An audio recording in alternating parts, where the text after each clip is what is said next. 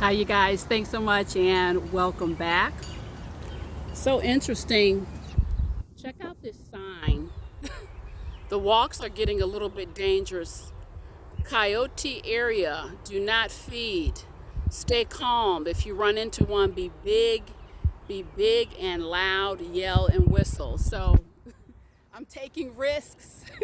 I'm taking risks out here for you guys, but you're worth it. Welcome back. Let's start our walk. I'm really encouraging you every day. Get those shoes on. Let's walk together. Let's feel good, get in shape. I tell you all the time, this channel can check a lot of boxes for you. That's what I'm here to do. You're gonna get in shape, wonderful skin, better sleep, and be informed. It's a lift every day with a special message to take in. Today I want to talk about your heavy scripting and closure. You might hear that, so that's kind of a strange combination. It's really not. I get emails, calls all the time of people who are struggling in the area of closure. They want closure. You know, a relationship ended, something happened, someone just disappeared from your life or pulled the rug from under you. It's only natural, or even a transition. It's only natural to want closure.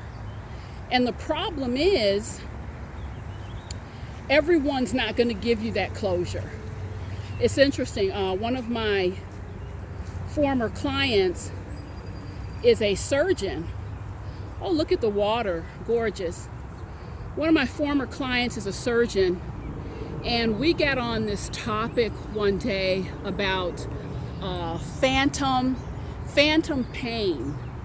And phantom pain is a phenomenon when someone has had an arm or leg removed, a limb, and they say even though it's removed, they can still very much feel that sensation of pain.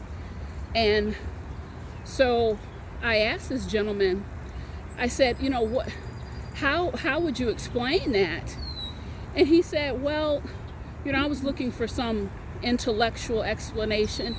He said, well, you know, think about it. Your limbs are a part of you. You know, they've been around for a long time, really all your life. And anything that is suddenly taken away or removed, it stands to reason that your brain is going to need a little time to catch up, to become aware of what has happened. So, you know, a lot of times when a relationship ends, or you know, there's a quick departure and we don't have an opportunity to really wrap our brain around it, you can feel a lot of pain. You can feel a lot of pain even though that person is gone. So I want to talk about how to give yourself closure and really how to deal with the heavy scripting. A lot of us have a lot of heavy scripting around closure and relationships. And I will tell you guys, heavy scripting is a wonderful way to live a very sad, depressed, and toxic life. Because when you script, if you script it and tell yourself, they should have given me closure, or I still need this relationship should still be in my life. I've said it before, I said it again. Who said so? Who said so, guys? And you get locked into that script of what should have been, and you won't do the necessary work to give yourself closure and move on. And I'm here to tell you, I have scripted it for myself a long time ago. I don't need anyone's closure. Especially if you walk away from a relationship and after someone has become a part of you and you decide to abruptly walk out and close it, guys, that just gives me the permission to take the helm of the ship, close it out myself, and move on. So again, I'm going to challenge you to add some new scripting on. I can add closure for myself at any time. I want to share with you the reason people do not close out relationships. There's a few general reasons. Number one, they are fearful and they take the coward's way out. It's just easier to, I don't know how to sit down. I don't know how to communicate, so I'm going to take the coward's way out. Before I hit the smart rock, I certainly took the coward's way out a few times, but when we know better, we do better. The other reason is someone just doesn't care. They're pretty much reckless. They don't give it a second thought, and they just really don't care, period. And then the third reason, it's important to wrap your brain around this, many people will deny you closure as a form of punishment. In other words, I'm not going to give you the opportunity. I'm not going to give you the opportunity to sit down, to say goodbye, to have your questions answered as a form of punishment. And really what closure does is it shaves off healing time for a person. I cannot tell you how many men, women, children, teens have come to me and they are just in deep grief. They are confused, they are lost, and they're asking the same question. Sheila, I don't know what happened. I have so many unanswered questions.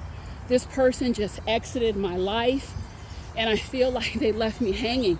So many people, without giving themselves the opportunity to what I call secondary closure, they can sit in those spaces for months, weeks, even years. So today I'm doing a great service for all of you. I'm going to tell you how to give yourself, this is the technique, you can give yourself secondary closure. And just because I use the word secondary doesn't mean it's not effective. Primary closure is when a relationship is going to end, it really comes straight from the source. But again, I would challenge your scripting. You can give yourself secondary closure anytime, just as powerful and effective. Here's how you do it. Very simple technique, but if you lean into it, you're going to feel freedom and relief immediately. What I'd like you to do is go to any local store, Target, Walmart, candle store, anything. Get yourself a nice candle, white or pink. That's the preferred color, but choose whatever color you want. I want you to light that candle. I want you to do this at a time. You have plenty of time. Your home is empty, just you there. So you have plenty of privacy. And I want you to light that candle, put some books on a chair, set the candle on top of those books, light it. I want you to get yourself another chair. That's where you're going to be sitting. Face the candle, put your chair in that direction. And I want you to talk, speak, unleash, unload. Use that candle symbolically as the presence, the spiritual presence of that individual that you are seeking closure with. And I want you to just pour out your soul's complaint, be heard, say what you need to say. It may take 15 minutes. It may take you 3 hours. It may take a whole day. Take as long as you need. Take as long as you need. Pour out your soul's complaint. Pour out your soul's feedback, cry, whatever you want to do. I've done this exercise. It's also powerful to say a quick prayer before and give yourself the benefit of that closure, folks.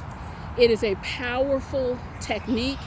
And I'm telling you, because of the times that we are living in, there are beautiful people, don't get me wrong, but there are so many reckless people out here. Oftentimes the maturity is not there. Folks, people will leave you holding the bag with no explanation. And you have a choice. You have a choice. Are you going to sit with that and sit in that? Or are you going to close it out yourself? Close it out yourself. Do what you need to do to move on. And folks, I have to tell you, people will walk with us for a reason, a season, a lifetime. Can you imagine? Let's stop and look at the water flowing a little bit. Can you imagine if every single person you ever met stuck around? That'd be a pretty crowded and hectic and congested life. So folks, move away from the scripting that people are supposed to be with you. People are supposed to do X, Y, Z. People are supposed to do exactly what they do. There's ups and downs, there's twists and turns. So I invite you to lean into that technique. I hope it's helpful for you, and thanks so much, guys. It's always wonderful to connect with you. I'll see you tomorrow. Bye-bye.